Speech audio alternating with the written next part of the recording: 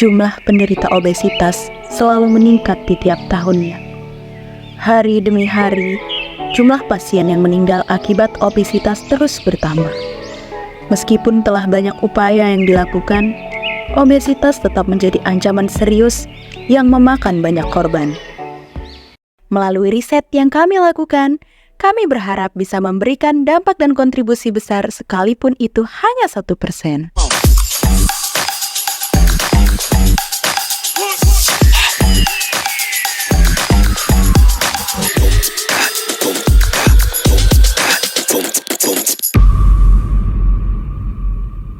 Halo, perkenalkan, saya Muhammad Raffi dari Program Studi Kimia, Fakultas Matematika dan Ilmu Pengetahuan Alam, Universitas Mataram. Perkenalkan, saya Ria Fitriani dari Program Studi Ilmu dan Teknologi Pangan, Fakultas Teknologi Pangan dan Agroindustri. Halo, perkenalkan, saya Arli Windari Suhayatman dari Program Studi Farmasi, Fakultas Kedokteran. Halo, saya Sinta Rohadatul Aisy dari Program Studi Biologi, Fakultas Matematika dan Ilmu Pengetahuan Alam. Halo, perkenalkan, nama saya Ferry Andrian Maulana dari Program Studi Kimia, Fakultas Matematika dan Ilmu Pengetahuan Alam. Program Kreativitas Mahasiswa adalah program yang diselenggarakan untuk mendorong mahasiswa dalam mengembangkan kreativitas, inovasi, dan penelitian di berbagai bidang. PKM dirancang untuk melibatkan mahasiswa dalam kegiatan non-kelas yang memberikan pengalaman praktis dan mendalam di luar kurikulum akademik. PKM mendorong mahasiswa untuk berkontribusi bagi masyarakat dengan mengembangkan solusi inovatif untuk masalah sosial. PKM memiliki beragam jenis, salah satunya yaitu PKM Riset Eksakta. PKM Riset Eksakta bertujuan untuk mendorong dan mengembangkan kreativitas mahasiswa dalam penelitian eksakta. Program ini bertujuan untuk mendorong dan mengembangkan keterampilan penelitian, analisis data, serta kemampuan komunikasi ilmiah. Pada program ini, kami mengangkat topik penelitian dengan judul Formulasi Nanokalsium Cangkang Telur Terintegrasi Teknologi Pulse Electric Field dengan kombinasi Lactobacillus plantarum dalam mendegradasi kadar trigliserida pada pemeriksa obesitas. Penelitian ini didasari pada masalah obesitas yang saat ini menjadi masalah kesehatan di Indonesia. Hal ini dibuktikan oleh data Riskesdas.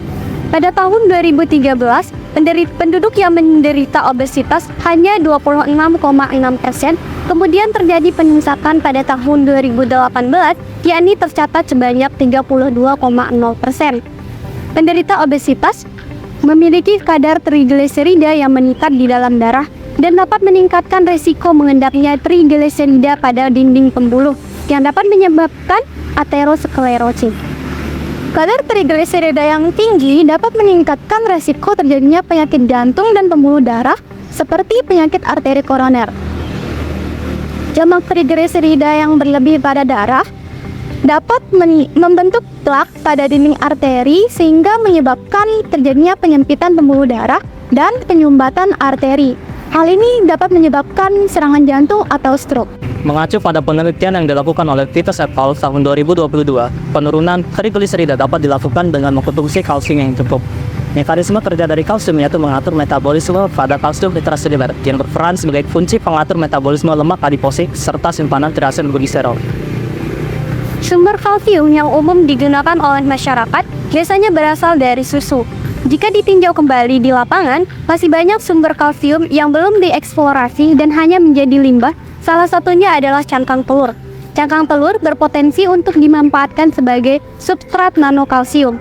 Berdasarkan penelitian yang dilakukan Liu et al. 2023, kalsium pada cangkang telur yaitu sebanyak 97% dan dapat dimanfaatkan sebagai sumber tambahan pangan yang diekstrak untuk mineral pangan.